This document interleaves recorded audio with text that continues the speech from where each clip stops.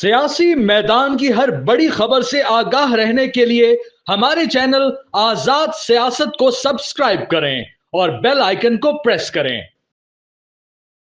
Fawad Chaudhary PTI की leadership पर ज़ाहिर है कि तनकीद करते रहते हैं, और अभी भी उन्होंने ये कहा है कि खान साहब से उन्होंने कहा है कि मौजूदा लीडरशिप अगर ठीक होती तो खान साहब बाहर आ चुके होते, और अगर अब बाहर नहीं आए तो आइंदा भी दूर दूर तक ऐसे कोई आसार नजर नहीं आ रहे। दरअसल बात यह है कि ये भी सब जानते हैं कि पीटीआई की लीडरशिप की हैसियत क्या है, या ये कि वो तो एक बयान भी अगर खान साहब की मर्जी के बगैर या उसके खिलाफ, पॉलिसी के खिलाफ बयान जारी कर दें तो उनको हटा दिया जाएगा। अब फवाद चौधरी के लिए ज़ाहिर है ये बहुत मुश्किल है कि वो चूंकि पीटीआई से अपना ताल्लुक बताते हैं और पीटीआई में अपना फ्यूचर देखते हैं, तो उनके लिए तो बहुत मुश्किल है कि वो खान साहब पर सरेआम तनकीद करें। यानी अगर वो ऐसा कर देंगे तो वो तो फिर कुछ आस अगर है पीटीआई में वापसी का वो भी खत्म हो जाएगा। तो अब इमरान खान की तो पॉलिसी पर वो पब्लिकली तनकीद नहीं कर सकते कि आपने गलत किया। जो वो कर सकते हैं अलबत्ता वो ये है कि वो पीटीआई की लीडरशिप को सामने रख के उनके कंधे पे रख के बंदूक चला दें और ये कहें कि दरअसल ये लोग हैं जिन्होंने आपको जेल में रखवाया हुआ है, और एग्जैक्टली वो ही कर रहे हैं। अगर आप गौर करें तो वो तो ये भी कह चुके हैं कि जो ट्विटर हैंडल है वो खान साहब को वापस पाकिस्तान में ले आना चाहिए। ये बात वो पब्लिकली ऑन द रिकॉर्ड अपनी ख्वाहिश का इजहार कर चुके हैं। तो उससे आप अंदाजा लगा लीजिए कि प्राइवेट जब वो बैठते होंगे या खान साहब के साथ जो जाती उनकी गुफ्तगू होती होगी उसमें वो किस हद तक जाते होंगे। क्या ये तरीका फवाद चौधरी का गलत है? बिल्कुल नहीं है।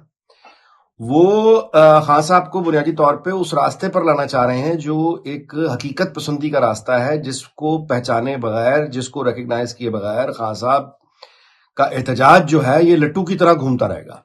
पीटीआई का जो टोटल एहतजाज है ये एक लट्टू की तरह एक ही जगह दायरे में घूमता चला जा रहा है, और ये इसी तरह घूमता चला जाएगा, और एक दिन ये अपनी एनर्जी सारी की सारी वेस्ट करके उसको खत्म कर देगा।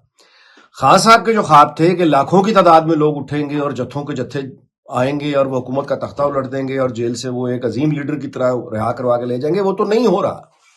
लोगों को मौजूदा निजाम पर, हुकूमत पर गुस्सा जरूर है अपनी जगह है, लेकिन वो इस तरह इतना नहीं है कि वो खान साहब की रिहाई के लिए बाहर लाखों के जत्थे निकलें और उसके बाद वो हुकूमत को मजबूर कर दें, रियासत को मजबूर कर दें कि खान साहब को रिहा किया जाए। ये तो नहीं हो सका। अगर अब नहीं हो सका तो आइंदा भी दूर दूर तक ऐसा होने की कोई उम्मीद नहीं है। तो फवाद चौधरी की ये जो कोशिशें आप कह लीजिए खान साहब के लिए, उनकी रिहाई के लिए, वो यही है कि अब अपना तरीकाकार बदलें। ये इनकलाबी उस तरह का न तो कौम है, ना आपकी पार्टी उस तरह की इनकलाबी है, लिहाजा आप हकीकत को वैसे ही देखें जैसी कि वो है, और उसके बाद अपने लिए को मफावत का रास्ता तलाश करें, और जिससे आप को फ्यूचर में कोई चांस बन सके कि आपको फेयर इलेक्शन मिल जाए। ये है बेसिकली फवाद चौधरी का गोल। ऐवान सदर ने जो रिपोर्ट तलब की है हुकूमत से एक साला कारकर्दगी की, बुनियादी तौर पे देखिए हमारा जो सदर वाला ओहदा है पाकिस्तान में, असल में तो ये सेरेमोनियल ओहदा है, कोई ज्यादा इसके पास पावर्स तो होती नहीं है। साल में को एक या दो मौके ऐसे आते हैं जहां पे सदर जो है वो अपना एक अपनी वो डिक्टेशन को, अपनी ख्वाहिशात के मुताबिक को डिक्टेशन दे सकता है, या दबाव डाल सकता है, या असर्ट कर सकता है, इन रिटर्न ऑब्वियसली फेवर्स। तो ये मौका आ चुका है। अभी बजट आगे आएगा, वो भी एक इस तरह का मौका होगा जून में कि प्रेसिडेंट का ऑफिस अहम हो जाएगा। तो उसको इस्तेमाल करते हुए सरदारदारी की कोशिश होगी कि वो अपने लिए कुछ, अपनी पार्टी के लिए रिलीफ ले सकें। रिलीफ उन्हें कहाँ चाहिए? रिलीफ उन्हें पंजाब में चाहिए। सिंध में तो उन्हें कोई मसला नहीं है, वफाक में भी उन्हें कोई ऐसा सच मसला नहीं है, वो तो खुद ही वजारतों में नहीं आ रहे, वरना आ चुके होते उनकी पार्टी। तो मसला उनका पंजाब है, तो वहां पे वो कोई रिलीफ लेना चाह रहे हैं। तो वो ये जो एक साला कारकर्दगी हो, या ये बयान जारी करना कि हम मजबूरी की वजह से हैं इस इत्तेहाद में, इस तरह के बयानात वो अपनी पार्टी के लिए भी जारी कर रहे हैं ताकि उनको भी समझ आए, और इन जनरल भी वो बता रहे हैं। अच्छा, अब पंजाब में उनको, यानी ये जो जरदारी साहब का एक प्लान तो कामयाब हुआ, मानना पड़ेगा। वो क्या कामयाबी थी? वो कामयाबी ये थी कि जब इमरान खान के खिलाफ अदम एतमाद आई है और उसके बाद अगर फौरी इलेक्शन की तरफ चले जाते हैं तो जाहिर है कि नून लीग के ये हालात ना होते जो आज हैं। अदम एतमाद के बाद इलेक्शन के बजाय ये फैसला कि वफाकी हुकूमत जो है वो असेंबली की बाकी मुद्दत पूरी, मतलब उनके साथ वो हुकूमत करेंगे और वो सख्त कड़े फैसले करेंगे, जो फिर उन्होंने किए, इसमें सदरदारी का बहुत बड़ा हाथ था। और यहां तक तो वो कामयाब रहे कि नून लीग जो है वो उन इक़दामात के नतीजे में बहुत अनपॉपुलर हो गई। लेकिन ये कि अब उस अनपॉपुलर होने का, यानी नून लीग तो अनपॉपुलर हुई, लेकिन क्या उसका फायदा पीपल्स पार्टी को हो गया? जवाब है नहीं। उसका फायदा पीटीआई को हो गया, पीपल्स पार्टी को नहीं हुआ। تو اس سے سزاداری کی پوزیشن اور بھی واضح ہو جاتی ہے کہ اب وہ ڈیسپریٹ ہو کے اپنے لوگ جو ہیں پنجاب میں ان کو اکاموڈیٹ کروانا چاہیں گے تاکہ وہ اپنے حلقوں میں کو کام کروا سکیں، تاکہ آئندہ آنے والے الیکشنز میں ان کے پاس بھی کچھ ہو، پیپلز پارٹی والوں کے پاس، کہ ہم نے نہ تو ان کے پاس مقبولیت ہے پنجاب میں، نہ وہ کچھ کام کروا پا رہے ہیں کیونکہ کام تو سارا کا سارا نون لیگ کر رہی ہے. تو یہ پھر کہاں ہے بیچ میں؟ وہ اپنے لیے وہ راستے اور گنجائش پیدا کر رہے ہیں، راستے نکال رہے ہیں دباؤ ڈال کے تاکہ یہ اپنے کچھ لوگوں کو پنجاب میں اوبلائز کر سکیں. کیا یہ کوشش کامیاب ہوگی؟ نہیں، that is yet to be seen. Zelensky کا جو استقبال ہوا ہے برطانوی وزیر اعظم نے کیا، یا یورپ میں جو ایک رد عمل ہے ڈونلڈ ٹرمپ کے رویے پر جو روا رکھا گیا زیلنسکی کے ساتھ، یہ اس کو زیادہ سنجیدگی سے لینے کی ضرورت نہیں ہے. بس ٹھیک ہے، وہ گرم جوشی سے استقبال ضرور کریں گے. دیکھیے، برطانیہ کے بارے میں یہ بات یاد رکھیں کہ یہ لیبر پارٹی ہی تھی جس کو اس وقت ٹونی بلیئر ہیڈ کر رہے تھے اور وزیر اعظم تھے، اور امریکہ کے پیچھے لگ کے عراق پر جو دوسرا اٹیک ہوا، ویپنز آف میس ڈسٹرکشن کا جھوٹ بولا گیا، ٹونی بلیئر اس جنگ میں برطانیہ کو لے گیا، یعنی فوجیں لے گیا، اور اس کی سزا پھر جو بھگتنی پڑی لیبر پارٹی کو. ٹونی بلیئر کی تو خیر حکومت گئی، لیکن پوری پارٹی 14 سال تک کے لیے باہر ہو گئی حکومت سے. یہ 14 سال کے بعد اب واپس آئے ہیں.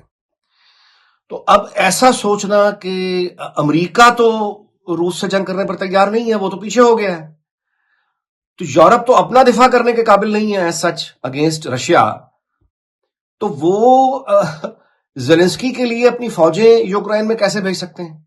امریکہ ہی اگر نہیں ہے پیچھے، جب امریکہ یعنی مکمل طور پہ ساتھ تھا جو بائیڈن کے دور میں، تب بھی امریکہ نے اپنی فوجیں بھی یوکرائن نہیں بھیجی.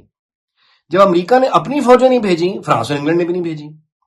تو اب جب امریکہ پیچھے ہو گیا تو یہ پاگل ہے کہ یہ اپنی فوجیں بھیج کے یعنی اپنی موت کو دعوت دے. اتنا بڑا یورپ تو اپنے دفاع کے لیے فکر مند ہوا ہے، تو بجائے یہ کہ وہ ایک ریچھ کے ساتھ پنگا لے، سوال ہی پیدا نہیں ہوتا.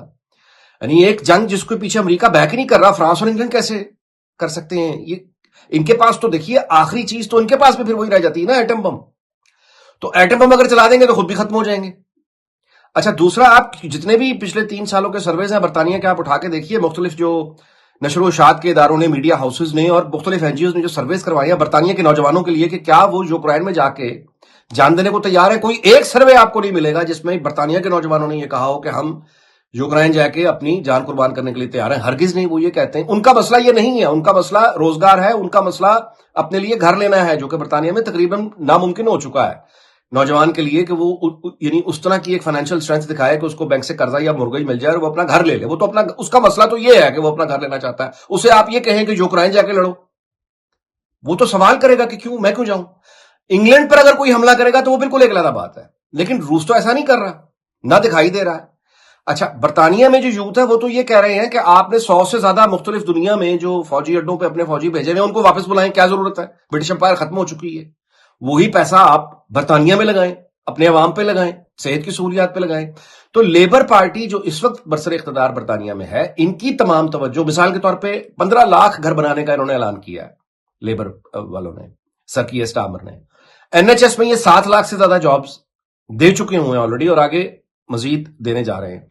تو یہاں کی اندرونی سیاست برطانیہ کی ہو یا بین الاقوامی طور پہ پوزیشن ہو یا دفاعی معاملات ہوں، یہ کسی بھی طرح سے اس قابل نہیں ہے کہ یہ روس میں اپنے فوجی بھیج کے روس سے لڑنا شروع، یوکرائن میں اپنے فوجی بھیج کے روس سے لڑنا شروع کر دیں. تو پیچھے پھر کیا رہتا ہے؟ آپ کی ایک سٹینڈنگ ہے پوری دنیا میں کہ آپ یوکرائن کو بیک کر رہے ہیں، فوجی اب آپ نے بھیجنے نہیں ہیں. امریکہ جو ہے وہ یو ٹرن لے گا تو کیا کریں گے؟ استقبال ہی کریں گے. تو وہ جو گرم جوشی سے استقبال ہے، گلے لگانا ہے، یہ اخلاقی حمایتوں کے اعلان ہیں، یہ بس یہیں تک رہیں گے. اس سے آگے جانے کی دور دور تک کوئی صورت کم از کم مجھے نظر نہیں آتی.